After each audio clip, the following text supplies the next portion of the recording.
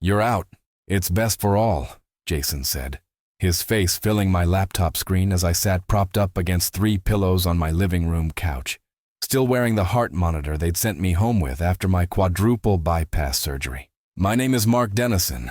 I'm 53 years old, and until that moment, I'd been the operations manager and co-owner of Dennison Supply and Repair, the third-generation family hardware and farm supply business my grandfather started in Cedar Falls, Iowa, back in 1952. My younger brother Jason, 47, handled sales and what he liked to call business development, while my sister Melanie, 45, had appointed herself the company's modernization specialist over the past few years. The 3 of us had inherited equal shares when Dad passed 5 years ago, though I'd been running day-to-day operations for the better part of 28 years. I was 3 weeks into my 6-week doctor-ordered recovery period, still dealing with the fog that comes with pain medication and the strange exhaustion that follows major heart surgery. The cardiologist had been very clear about avoiding stress, keeping my activity minimal, and letting my chest heal properly after they'd cracked it open and rerouted 4 of my coronary arteries. My daughter Olivia was finishing her junior year at Iowa State, and my ex-wife lived in Des Moines with her new husband, so it was just me and my thoughts in the small ranch house I'd bought after the divorce 7 years earlier. The video call had started innocently enough. Jason had called to check on my recovery and see how I was feeling. Melanie had joined the call from her home office. That same eager expression she got whenever she was about to pitch one of her business improvement ideas. They asked about my incision, whether I was following the physical therapy recommendations, if I needed anything from the store. Normal sibling concern, or so I thought. Then Jason's tone shifted. "Mark, we've been talking, Mel and I, about the business while you're recovering, and we think this might be a good time to make some changes." Melanie nodded enthusiastically, her laptop camera showing the motivational posters she'd hung behind her desk. "The market's changing fast, Mark. We need to move quicker, make decisions faster. With you out for 6 weeks, we're seeing how much more efficiently we can operate." I felt that familiar tightness in my chest that wasn't related to the surgery. "What kind of changes are we talking about?" Jason leaned forward, his sales pitch expression sliding into place. "Look, Mark, you've done a great job keeping us stable all these years. But stable isn't growing. Mel's got some really innovative ideas about modernizing our inventory systems, expanding our online presence, maybe even opening a second location. The kind of moves that require quick decisions and fresh thinking." Melanie jumped in with the enthusiasm she brought to every new project. "We've already started implementing some efficiency improvements, streamlined the vendor approval process, updated our payroll structure to incentivize performance, even renegotiated some of our supplier contracts. The results have been amazing, Mark. Really amazing." I shifted against my pillows, the heart monitor beeping steadily. "And you did all this without discussing it with me first?" "Well, you're recovering," Jason said, his voice taking on that patient tone he used with difficult customers. "We didn't want to burden you with business stress when you should be focusing on getting better. Besides, time-sensitive opportunities don't wait for recovery schedules." That's when Melanie delivered the line I'd replay in my head for weeks afterward. "The thing is, Mark, we've realized that your management style, while it worked for Dad's generation, might be holding us back from reaching our full potential. You're very cautious, very focused on maintaining what we have instead of growing what we could become." Jason nodded along like they'd rehearsed this conversation. "So we've made a decision.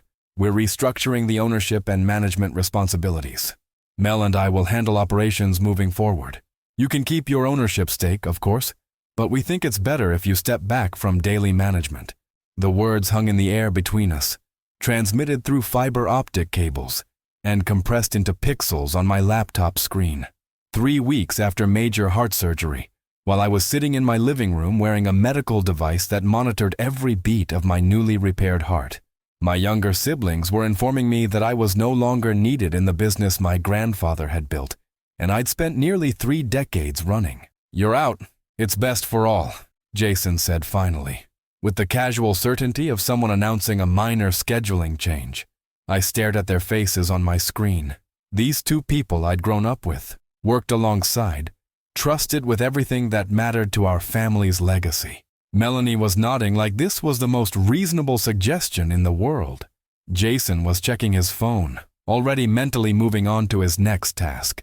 The smart thing would have been to fight, to point out that I held institutional knowledge they didn't even know existed, to remind them about the vendor relationships I'd cultivated over decades, the supplier agreements I'd personally negotiated, the compliance procedures I'd established to keep us clean with state and federal regulators, to mention that our father's will contained some specific language about ownership transfer that they'd apparently never bothered to read carefully. Instead, I felt something settle into place, a kind of calm that probably had nothing to do with my pain medication. "Thanks," I said, keeping my voice level and pleasant. "I appreciate you both looking out for the business while I recover. Take care of it." Melanie blinked, clearly expecting more resistance. "So you're okay with this arrangement? You two obviously have strong feelings about the direction you want to take things. I'm not in any shape to argue, and honestly, I'm too tired to fight about it. If you think this is what's best for the business, then I trust your judgment." Jason's sales smile faltered slightly. "Good. That's really good, Mark. Professional of you. We'll handle everything from here." "I'm sure you will," I said and ended the video call. I sat there for a long time after the screen went dark, listening to the steady beep of my heart monitor and the sound of October wind rattling the windows. The house felt different somehow, quieter in a way that had nothing to do with sound. For 28 years, I'd carried the weight of keeping Dennison's Supply and Repair running smoothly. Every morning, I'd arrived at 6:30 a.m. to review overnight orders, check inventory levels, and prepare for the day's deliveries. Every evening, I'd stayed late to balance the registers, update the books, and make sure everything was locked down properly. I'd been the one who kept us afloat during the 2008 recession by renegotiating payment terms with our suppliers and extending credit carefully to farmers who were struggling. I'd modernized our inventory system gradually, testing each change thoroughly before implementation. I'd built relationships with regional distributors that gave us better pricing than our competitors could match. When Dad's health started failing, I'd taken over his responsibilities seamlessly, keeping the business stable while my siblings pursued their own interests. Jason had always been the charmer, the one who could talk farmers into buying equipment they weren't sure they needed. But charm doesn't handle vendor compliance audits or tax filings. Melanie's enthusiasm for innovation was genuine, but she'd never had to explain to the Department of Labor why our payroll structure didn't match federal guidelines, or justify inventory discrepancies to our insurance provider.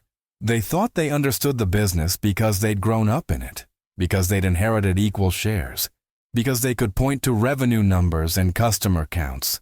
What they didn't understand was the difference between working in a business and holding it together. My phone buzzed with a text message. "Helen Rourke, our CPA for the past 20 years. Heard about your surgery. Hope you're recovering well. Need to discuss some year-end planning when you're feeling up to it." Helen had been Dad's accountant first, back when she was fresh out of college, and Dad was still learning to trust computers for bookkeeping. She'd grown her practice alongside our business, handling not just our taxes but advising us through equipment purchases, expansion decisions, and the complex transition after Dad's death.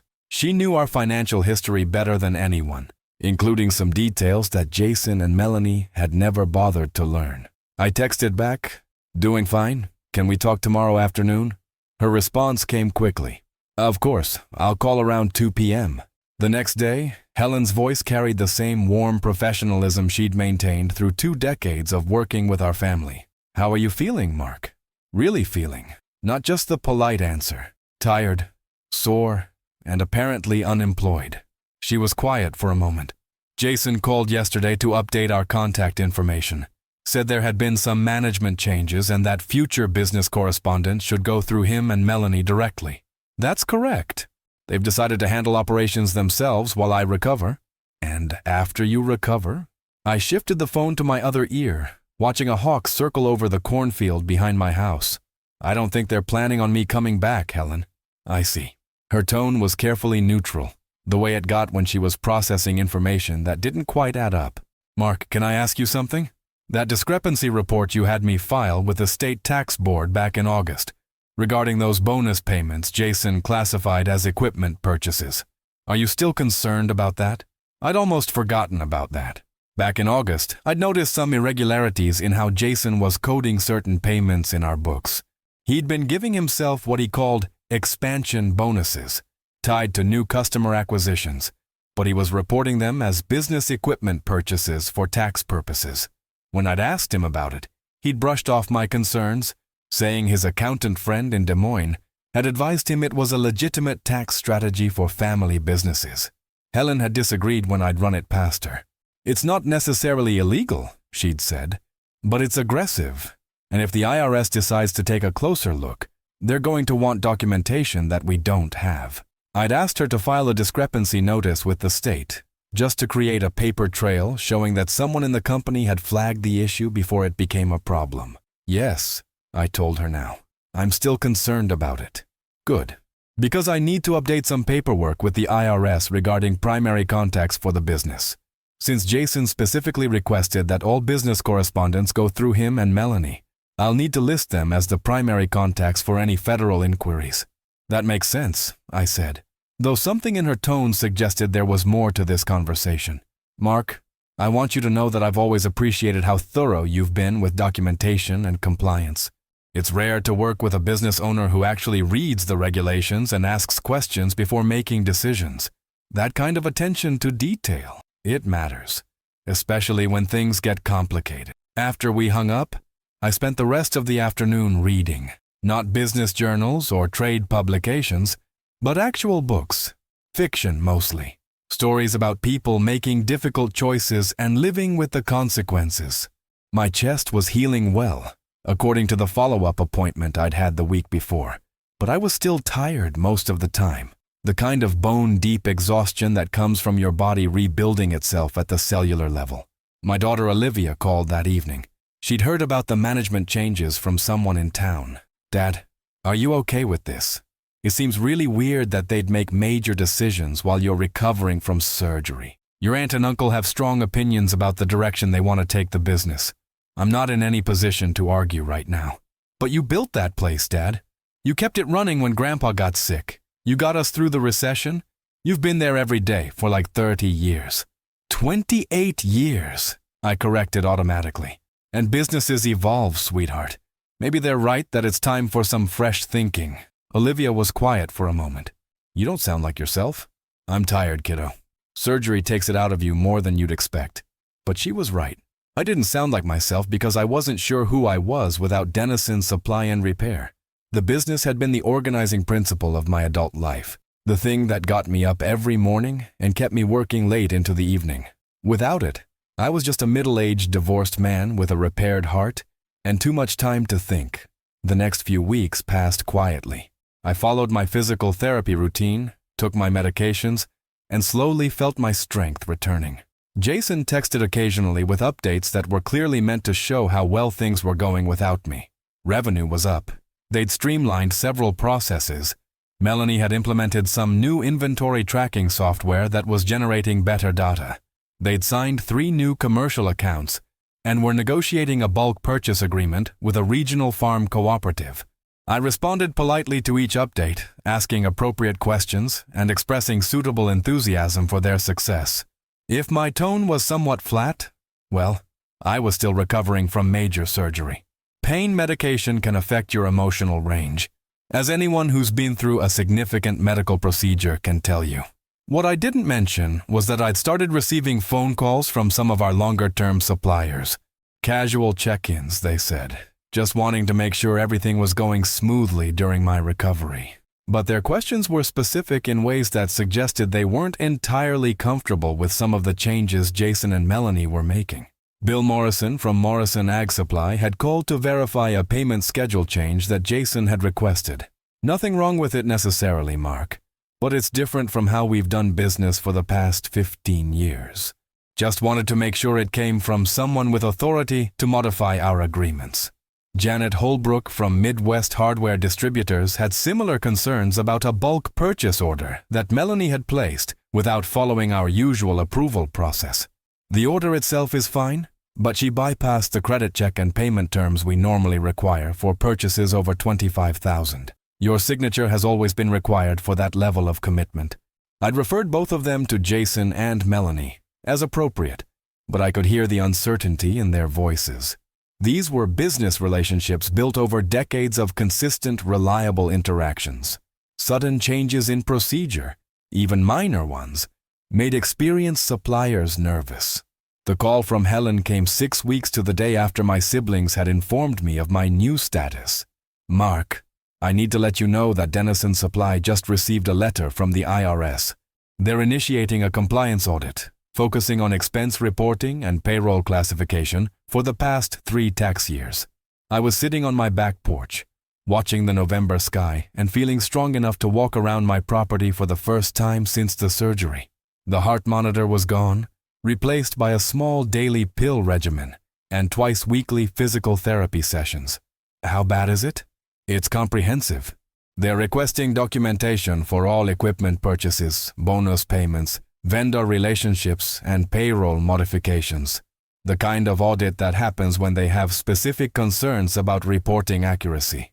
And Jason and Melanie are handling it? They're listed as the primary contacts, so they'll receive all correspondence and requests for documentation. But Mark, I need you to know that your name has been cleared from any compliance concerns. The preliminary paperwork specifically notes that the discrepancy report filed in August demonstrates due diligence on the part of company management. I felt something settle in my chest, a kind of relief I hadn't expected. So I'm not involved in whatever they find? The IRS recognizes that you flagged potential issues before they became problems, and that you're not currently involved in the day-to-day operations that are under review. From their perspective, you did exactly what a responsible business owner should do when they identify compliance concerns. After Helen hung up, I sat on my porch for a long time, watching the bare branches of the oak tree in my backyard sway in the wind. My grandfather had planted that tree the year he started Denison Supply, back when Cedar Falls was smaller and farming was simpler. Dad had built a tree house in its branches for Jason, Melanie, and me when we were kids. We'd spent summer afternoons up there, planning adventures and arguing about whose turn it was to use the binoculars. The tree had weathered droughts and storms, ice damage and disease, always growing back stronger. Now it stood nearly 70 feet tall, its root system so deep and extensive that it anchored half my backyard. You don't build something like that overnight, and you don't replace it easily. My phone buzzed with a text from Jason. "Mark, we need to talk. Can you come in tomorrow morning?" I texted back. "Still following doctor's orders about limiting activity. What did you need to discuss?" His response took almost an hour. "IRS audit. We need your help with some documentation. Helen can help you with that. She has copies of everything important." Another long pause, then. "Helen says she can't release certain documents without your authorization. Something about client privilege and ownership structure." I smiled, probably the first genuine smile I'd had in weeks. Helen was being technically accurate. While Jason and Melanie could handle current business operations, historical documents and compliance records were still partially under my control due to the ownership structure Dad had established in his will. The same ownership structure they'd never bothered to examine closely before deciding to restructure management. "I'll call Helen tomorrow and discuss what documentation she can provide," I texted back. Jason's reply was immediate. "Can we meet in person? This is complicated. Still not supposed to drive much. Doctor's orders. How complicated are we talking?" This time the pause stretched for nearly 2 hours. When Jason finally responded, his message was longer than his usual efficient texts. "The IRS is asking for documentation on bonus payments, equipment purchases, vendor contracts, and payroll modifications going back 3 years. Some of the records are in your office. Some are in files that Helen says require your direct authorization to access. Melanie's pretty stressed about it. Can we figure out a time to meet?" I was feeling stronger every day, but I wasn't feeling generous. "I'm happy to help however I can, Jason.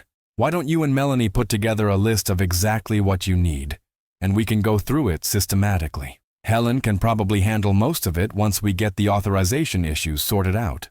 What I didn't say was that the authorization issues weren't really issues at all.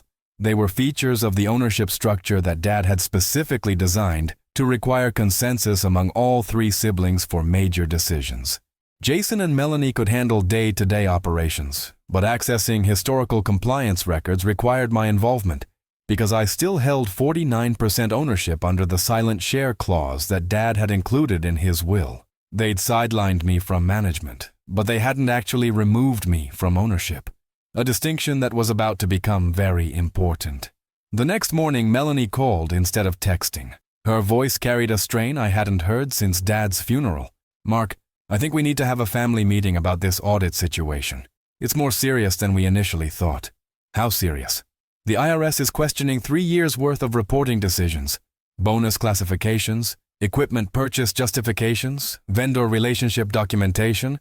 They want to see contracts, email correspondence, financial justifications for every significant transaction." I poured myself coffee and sat down at my kitchen table. And some of the documentation practices weren't as thorough as they should have been. Jason's friend in Des Moines, the accountant who advised him on the bonus classification strategy? Turns out his advice wasn't as solid as we thought. "What's the potential exposure?" Melanie was quiet for so long I thought the call had dropped. Finally, "Helen says it could be anywhere from $50,000 to over $130,000 in penalties and back taxes, depending on how aggressively they interpret the violations." I felt something cold settle in my stomach, though it had nothing to do with my recovery. "And this is just for the bonus classification issues?" "No, that's the total exposure. The bonus problems triggered the audit, but they're looking at everything now. Vendor contract modifications, payroll restructuring, equipment depreciation schedules. Everything we've changed in the past year. Everything they'd changed," she meant. "Everything they'd implemented while I was recovering from surgery, confident that their fresh thinking and modern approach would improve on the cautious, methodical systems I'd maintained for nearly 3 decades. Mark, we need your help. We need access to your files, your documentation, your knowledge of why certain procedures were established the way they were. Helen says you maintained backup documentation for compliance purposes that could help justify some of our positions."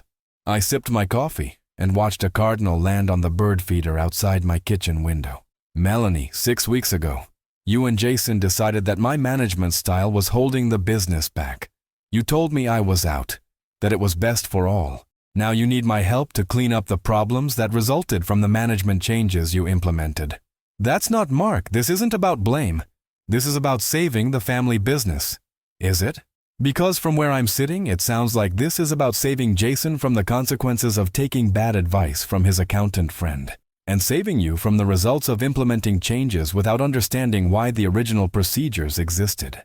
She was crying now, though she was trying to hide it. "We made mistakes, okay?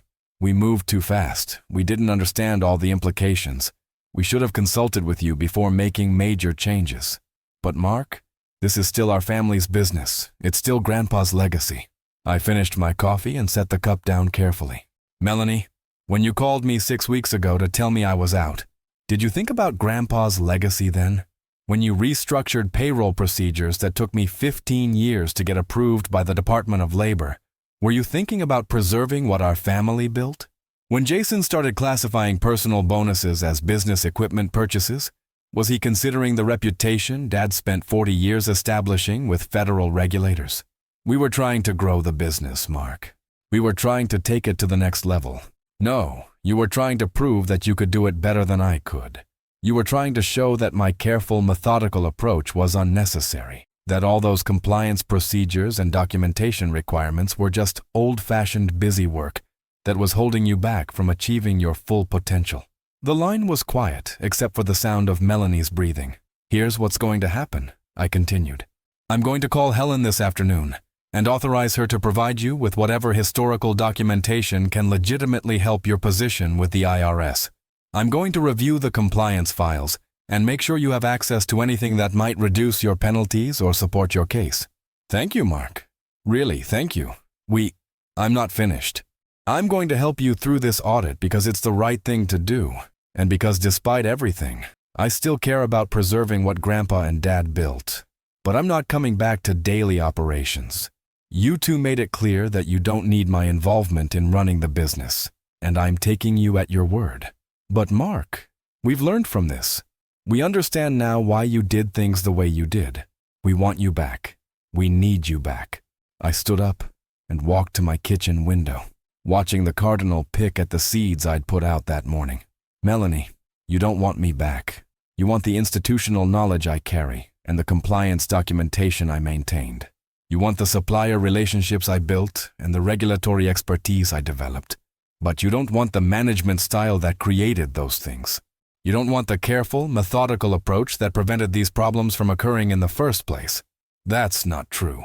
6 weeks ago, you called that management style outdated and holding you back. Today, you need it to save you from an IRS audit. Which version is true? She didn't answer. I'll help you through the audit, Melanie, but after that, you and Jason are on your own.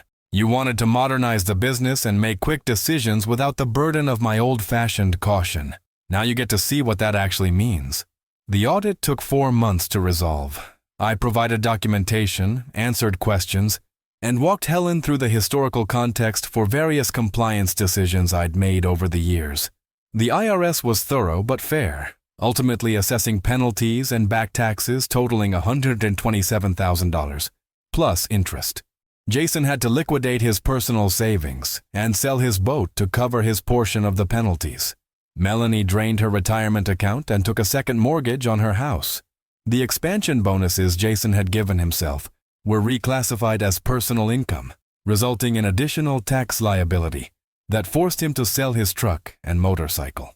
The bulk purchase agreement with the regional farm cooperative fell through when the suppliers lost confidence in the company's financial stability. 2 of the 3 new commercial accounts suspended their orders pending resolution of the audit. Melanie's inventory tracking software was never fully implemented because they couldn't afford the consulting fees to customize it properly. Helen quietly distanced her practice from Dennison Supply, referring them to a larger firm that specialized in post-audit compliance. She kept me as a personal client, though I didn't have much business to discuss anymore. 6 months after the audit was resolved, I was invited to join the board of the Cedar Falls Small Business Development Center. The invitation came from Tom Bradley, who owned the largest construction company in the county and had known our family for 30 years. Mark, we could use someone with your experience helping young entrepreneurs understand the importance of proper procedures and compliance planning. Too many of them think regulations are just obstacles to overcome instead of frameworks that protect their businesses. I accepted the position and found that I enjoyed mentoring veterans who were starting their own companies. There was something satisfying about helping someone avoid the mistakes that could destroy years of hard work. I developed a workshop series on business documentation and compliance that became popular with startup owners throughout the region. My daughter Olivia graduated from Iowa State with a degree in agricultural economics and took a job with a farm management company in Ames. She never asked about coming back to work for the family business, though I suspected she'd heard enough about the audit and its aftermath to understand why that might not be an attractive option. Jason and Melanie still run Dennison Supply and Repair, though the business is smaller now than it was before they took over. They've learned to be more careful with compliance issues, and they work with a larger accounting firm that charges them significantly more than Helen ever did. They don't call me for advice anymore, which is probably for the best. Sometimes I drive past the store on my way to physical therapy or grocery shopping. The building looks the same from the outside, though I notice they've changed the sign and updated the parking lot. There's usually a decent number of cars in the lot, so they're still serving the community. Grandpa would be glad about that, I think. He always said the point of a family business wasn't to make the family rich, but to serve the community while providing a living for the people who ran it. I've been thinking about that a lot lately, about the difference between preserving something and possessing it. Jason and Melanie thought they needed to possess the business completely in order to grow it properly. They confused ownership with stewardship and control with leadership. In trying to claim everything for themselves, they nearly lost everything that mattered. The irony is that I'm probably happier now than I was when I was running Dennison Supply every day. I have time to read, to think, to help other people build something worth preserving. My blood pressure is better, my stress level is manageable, and my relationship with Olivia has improved now that I'm not constantly distracted by business concerns. I still own 49% of Dennison Supply and Repair, though it's not worth as much as it was before the audit and the management changes. The silent share clause in Dad's will means that Jason and Melanie can't buy me out without my consent. and I can't force them to buy me out without theirs. We're stuck with each other in a way, though we rarely interact anymore. Maybe that's fitting. Family businesses are complicated things, full of relationships and expectations that don't always align with sound business practices. Sometimes the best thing you can do for a family business is to step away from it before the family relationships destroy the business, or the business pressures destroy the family relationships. I'm not bitter about what happened. Disappointed, certainly. Sad about the opportunities that were lost and the relationships that were damaged, but not bitter. Bitterness requires energy that I'd rather spend on things that matter more. Blood ties don't build legacy. Work does. And the work I'm doing now, helping other people build something worth preserving, feels more important than anything I accomplished during my 28 years at Dennison Supply and Repair. The cardinal that visits my bird feeder every morning has built a nest in the oak tree that Grandpa planted 70 years ago. Its mate is sitting on eggs that will hatch soon, adding another generation to the ongoing story of that tree. The cardinal doesn't own the tree, but it benefits from the shelter and stability that decades of growth have provided. Sometimes the best way to honor what came before is to let it continue growing in directions you never imagined, while you find new ways to contribute to the larger story that's still being written.